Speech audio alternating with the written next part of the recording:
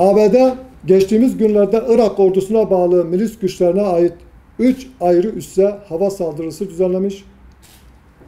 Saldırılarda 28 kişi hayatını kaybetmişti. Son olarak İranlı General Kasım Süleymani'nin de olduğu bir grup hedef alındı.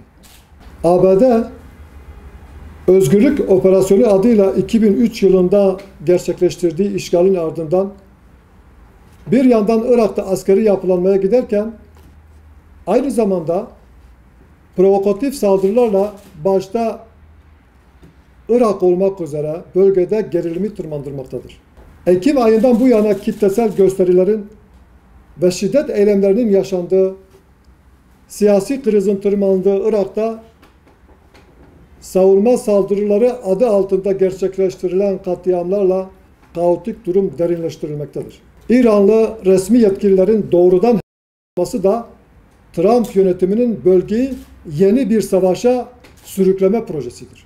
Irak'ta siyasi istikrarı engelleyen ve ülkenin güvenlik politikasını çökertme amaçlı ABD müdahalesine karşı mezhep ve ideoloji gözetmeksizin tüm siyasi, dini ve ideolojik gruplar bir araya gelmeli, ABD'nin ülkedeki askeri varlığının sonlandırılması için gerekli adımlar atılmalıdır.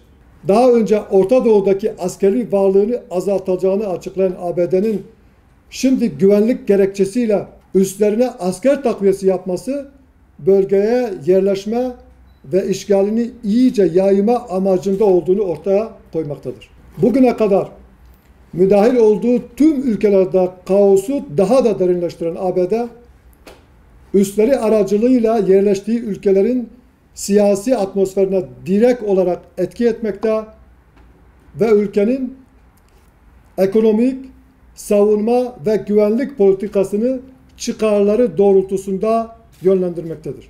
Bu anlamda Irak merkezi hükümetinin aldığı Irak'taki yabancı ülke askerlerinin Irak topraklarında bulunmaması kararı önemlidir. Bu kararın uygulanması için bölge ülkeleri ve uluslararası kuruluşlar etkin rol almalıdır.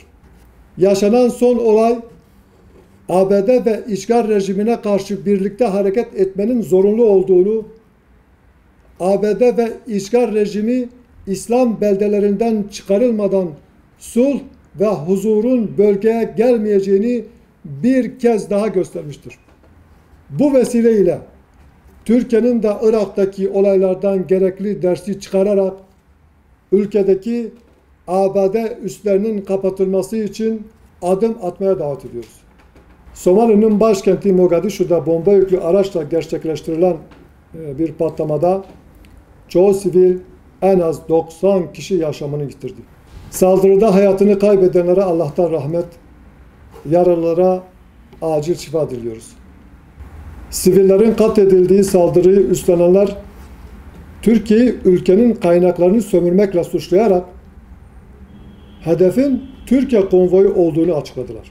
Dünyanın en yoksul ülkelerinden biri olan gıda eksikliğinin yanı sıra hastalık ve yoksullukla da mücadele eden ülkede hastane, havalimanı, yol gibi yatırımlar gerçekleştiren Türkiye'nin hedef alınması, ıslah ve refahı sağlayacak insani yatırımların durmasını amaçlamaktadır.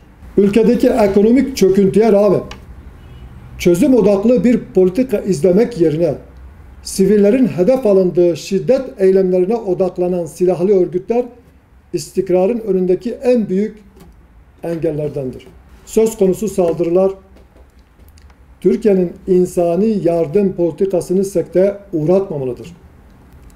Türkiye, Somali halkı ve yönetimi ile birlikte ülkenin kalkınmasına öncülük etmelidir. Teşekkür ederim.